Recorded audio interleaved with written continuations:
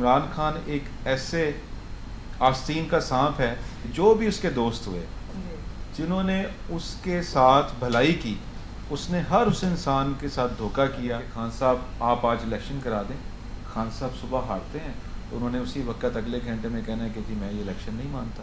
Media کے ساتھ کوئی پارٹی، کوئی ورکر کسی پارٹی کے لوگ کھڑے ہوئے تھے تو وہ صرف ایک تنہا پارٹی تھی، وہ پاکستان مسلم لیگ نون تھی. پاکستان کی جو حالت ہے، جو معاشی حالت ہے، اس کے اندر پاکستان میں فل فار الیکشن جو ہے وہ پاکستان کو اور پیچھے لے جائے گا.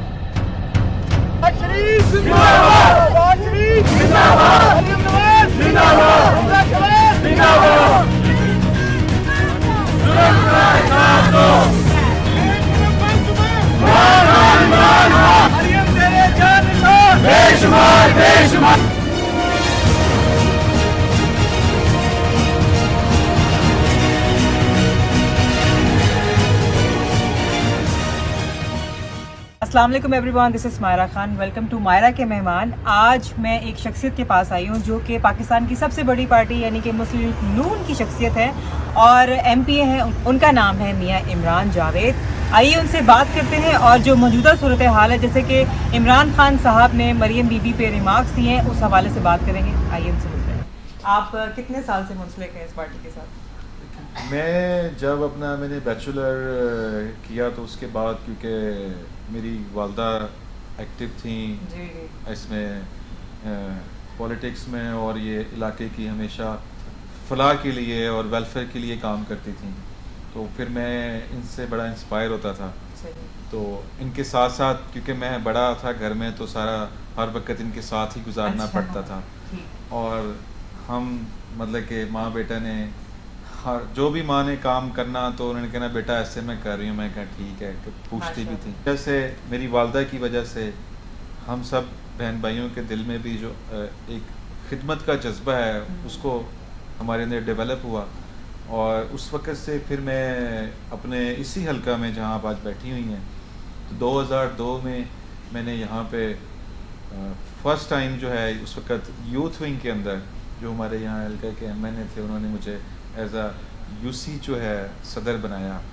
ماں کی دعاؤں سے اور محنت جو ہم نے جو علاقے کی بھاگ دوڑ دیکھتے ہوئے پارٹی نے مجھے as a senior vice president Lahore بنایا. وہ بھی میں نے سرو کیا. اس کے بعد پھر میں نے الیکشنز کی طرف چلے گئے. پھر مجھے پارٹی نے جو یوتھ ونگ کا کوٹا تھا اس میں سے ٹکٹ دیا اور میں نے الیکشن لڑا، اور اس دفعہ میں نے یہاں سے ایم پی کنٹیسٹ کیا تھا پاکستان مسلم لیگ نون کی طرف سے.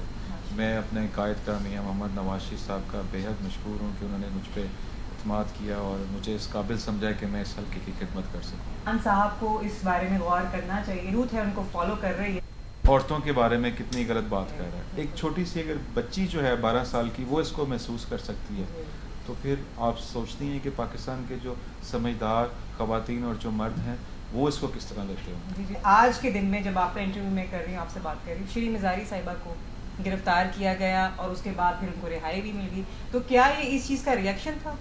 دیکھیں آئی ڈونٹ تھنک سو کہ ایسی بات ہے. اور جیسے کہ ہمارے جو پنجاب کے قائد ہیں اور وزیر اعلیٰ ہیں میاں حمزہ شہباز صاحب، جب ان کو اس بات کا علم ہوا کیونکہ وہ صبح کورٹ میں پیشی میں موجود تھے اس وقت جب یہ واقعہ پیش آیا، تو انہوں نے فوراً یہ ایک عورت کی عزت کی خاطر انہوں نے کہا کہ فور جو ہے ان کو رہا کر دیا جائے. یہ ان کے علم کے بغیر جو بھی ایک پروسیس ہوا اس کو کیا گیا. اور یہ جو پرچے ہیں یا یہ جو درخواست دی گئی تھی یہ پاکستان مسلم لیگ نون کے دور میں نہیں دی گئی، یہ عمران خان کے اپنی کی حکومت کے دور میں دی گئی تھی. عمران خان ایک ایسے آستین کا سانپ ہے کہ اس نے آج تک آپ دیکھ لیں کہ جو بھی اس کے دوست ہوئے جنہوں نے اس کے ساتھ بھلائی کی، آج اس نے ہر اس انسان کے ساتھ دھوکہ کیا جس نے اس کا فائدہ کیا. علیم خان صاحب کو دیکھ لیں آپ، اسد ٹھوکر صاحب ہیں، اس کے بعد آپ اس سے پیچھے بابر صاحب ہیں، مطلب کہ مختلف آپ لوگوں کو دیکھیں جو بھی اس کے ساتھ بندہ اٹیچ ہوا. اور آج اگر آپ تھوڑا سا ماضی میں جاتی ہیں تو آپ دیکھیں گی کہ وہ لوگ جنہوں نے پی ٹی آئی کو بنایا، جنہوں کا ویژن تھا، جنہوں نے عمران خان صاحب کی ہاں میں ہاں ملائی اور اس پارٹی کو بنایا اور اس پارٹی کے اس لیے انتھک کوششیں کی اور اپنا خون پسینہ دیا، آج وہ آپ کو نظر نہیں آتے. آج وہ سارے اس کے خلاف ہیں. آپ کے جیسے محسن بیگ صاحب اینکر جو آپ کے میڈیا سے تعلق رکھتے ہیں جی. ان کے ساتھ دیکھیں کیا انہوں نے سلوک کیا. اینکرز کی بلکہ آپ بات کر رہے تھے ابھی آج ہی کے دن میں ہمارے 2 اینکرز ARY نیوز کے ان کو بھی ان کے خلاف جو ہے مقدمہ درج کر دیا گیا ہے. صابر شاکر ہیں, ارشد شریف صاحب. تو یہ آپ کو نہیں لگتا کہ آزادی صحافت پہ ایک ڈائریکٹ حملہ ہو رہا ہے؟ دیکھیں مجھے پہلے تو میں مصروفیت ایسی تھی مجھے اس بات کا بھی علم نہیں ہے. اچھا. لیکن پاکستان مسلم لیگ نون ایک ایسی جماعت ہے, جب آپ پچھلے دور میں چلے جائیں جب عمران خان صاحب سڑکوں پہ تھے اور جو میڈیا تھا وہ بالکل آزاد تھا اور وہ جو چاہے بات کر سکتا تھا. اگر یہ بات آواز روکی گئی تو مشرف کے دور میں روکی گئی, اور اس کے بعد اس وقت بھی اگر میڈیا کے ساتھ کوئی پارٹی کوئی ورکر کسی پارٹی کے لوگ کھڑے ہوئے تھے تو وہ صرف ایک تنہا پارٹی تھی, وہ پاکستان مسلم لیگ نون تھی. اور مجھے میں فخر فیل کرتا ہوں, آئی فیل پراؤڈ آف دس, کہ میں ایک ایسی جماعت میں ہوں جو کہ میڈیا کی آزادی کی بات کرتے ہیں اور قانون کی بالادستی کی بات کرتے ہیں. ہمارے جو قائد ہیں میاں محمد نواز شریف, ان کا جو ویژن ہے, جو اب میں ویژن سے تھوڑی سی آگے بات کرتا ہوں کہ ان کا جو نظریہ ہے وہ یہ ہے کہ ادارے جو ہیں وہ اپنی جگہ پہ, اپنا ہر ادارہ اپنی جگہ پہ آزادی کے ساتھ کام کرے. اور اللہ کا شکر ہے انشاءاللہ تعالیٰ یہ جیسے پچھلے دنوں میں جو قانون لائے گئے تھے, اگر اس کے خلاف کوئی کھڑا ہوا تو پاکستان مسلم لیگ نون ہی کھڑی ہوئی تھی. صحیح. تو ابھی جو ایک بات ہو رہی ہے, میاں محمد نواز شریف صاحب نے بھی یہ بات کی ہے کہ الیکشنز کے لیے ہم تیار ہیں. کچھ لوگ کہتے ہیں کہ ہم تیار ہیں الیکشنز کے لیے, اور کچھ کہتے ہیں کہ ابھی ہم ہونے نہیں دیں گے. یہ پارٹی کے ہی لوگ ہیں آپس میں, تو آپ کو کیا لگتا ہے کہ ہوگا کیا پھر؟ دیکھیں ہماری جو پارٹی ایک جمہوری پارٹی ہے, اس میں ہر جو ہمارے ممبرس ہیں ان کی جو بھی رائے ہوتی ہے اس کو سنا جاتا ہے. اس کے بعد جو ہماری پارلیمانی کمیٹی بیٹھتی ہے پاکستان مسلم لیگ نون کی, اور جو قائدین بیٹھتے ہیں وہ مل کے جو بھی فیصلہ کرتے ہیں میوچل انڈرسٹینڈنگ سے, اس پہ پھر سارے آمین کہتے ہیں. تو ہمیں پاکستان مسلم لیگ کو کسی قسم کی کوئی ہچکچاہٹ نہیں ہے. ہمارا جو ہماری خواہشات تھی ہماری پارٹی کی کہ پھر فور الیکشن کروائے جائیں, اور آج بھی ہم اس کہتے ہیں کہ اگر صبح بھی الیکشن اناؤنس یعنی آپ تیار ہیں پھر, ہمیں کوئی اعتراض نہیں ہے. لیکن جو پاکستان کے آج حالات ہیں, یہ جو آپ بات کر رہی ہیں, جو ہمارے کچھ ممبرز یہ بات کرتے ہیں اور جو ہمارے اتحادی یہ بات کر رہے ہیں, اور الیکشن جو ہے اس کی پاکستان کی جو حالت ہے, جو معاشی حالت ہے, اس کے اندر پاکستان میں فل فار الیکشن جو ہے وہ پاکستان کو اور پیچھے لے جائے گا, ہماری معیشت کو اور پیچھے لے جائے گا. اور جیسے بات کی جاتی ہے کہ یہ الیکشن ہم جو بھی الیکشن ہو, مطلب ہم نون لیگ ہو, پیپلز پارٹی ہو, کاف لیگ ہو, جماعت اسلامی ہو, یہ بات کی جاتی ہے کہ جی دھاندلی ہو گئی, الیکشن چوری ہو گیا. اس کے لیے جو ضروری عمل ہیں وہ الیکشن ریفارمز کی ہیں.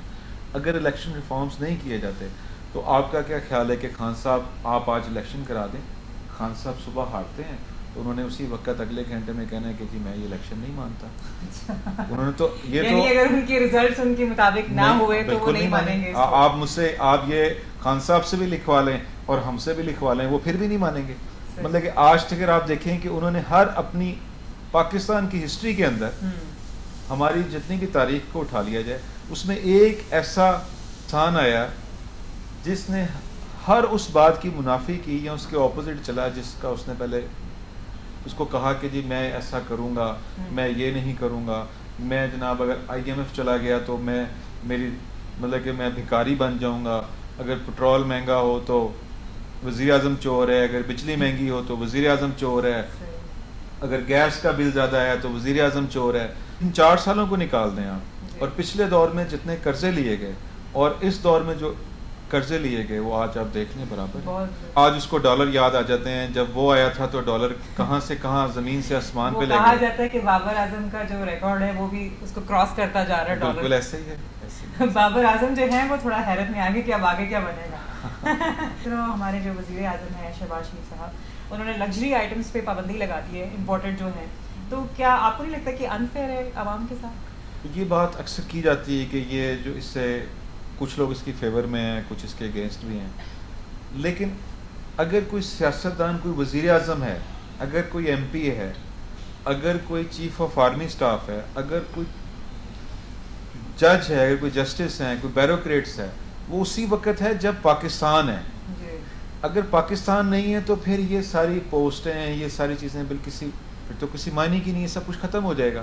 تو پاکستان کو بچانے کے لیے, اگر پاکستان کو پہنچا دیا گیا ہے, اس کے بچاؤ کے لیے یہ جو مشکل فیصلے ہیں اور جو کڑوے گھونٹ ہیں یہ ہم سب عوام کو پینے پڑیں گے. بالکل صحیح. تو آگے کیا ارادے ہیں, فیوچر پلانس کیا ہیں, آپ آگے کہاں تک جانا ہے, حد کیا ہے؟ کہ میرے رب سے میری دعا ہے کہ میں ہمیشہ جو ہے اپنے اس علاقے کی, اپنے ملک کی, اسپیشلی سب سے زیادہ آپ کی جہاں ڈیوٹی ہوتی ہے, جو آپ کا وہاں زیادہ سے زیادہ آپ کو کنٹریبیوشن کرنا چاہیے. تو میں سمجھتا ہوں کہ مجھے اپنے اس حلقے میں خدمت کا موقع ملتا رہے اور میں اس کی خدمت کرتا رہوں, اور پاکستان کی عوام کے لیے جو بھی حقوق العباد مجھ سے پورے ہو سکیں, اگر اللہ تعالیٰ نے مجھے طاقت دی رکھی تو میں انشاءاللہ تعالیٰ ہمیشہ اپنے حلقے کی خدمت کرتا ہوں. ماشاءاللہ, بہت اچھے آپ کے خیالات ہیں, اللہ تعالیٰ آپ کو اس میں کامیابی دے. Thank you. میں جو ہمارے اس ملک کے نوجوان ہیں ان سے میں اسپیشلی یہ کہوں گا کہ آپ نے جو جذبے کے ساتھ ہے محنت کرنی چاہیے, اور یہ سوچنا چاہیے کہ ہم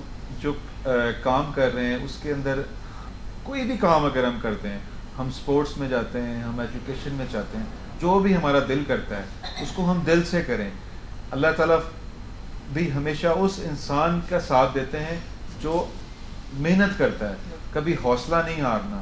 اگر آپ علم حاصل کرنا چاہتے ہیں تو ڈٹ کے حاصل کریں, اگر آپ کھیلنا چاہتے ہیں کھیلوں میں آگے جائیں, کوئی بھی کام ہے وہ آپ نے پاکستان کے لیے کرنا ہے, اپنے اس پاکستان کا نام روشن کرنا ہے, تو انشاءاللہ تعالیٰ کامیابی بھی آپ کے قدم چومے گی.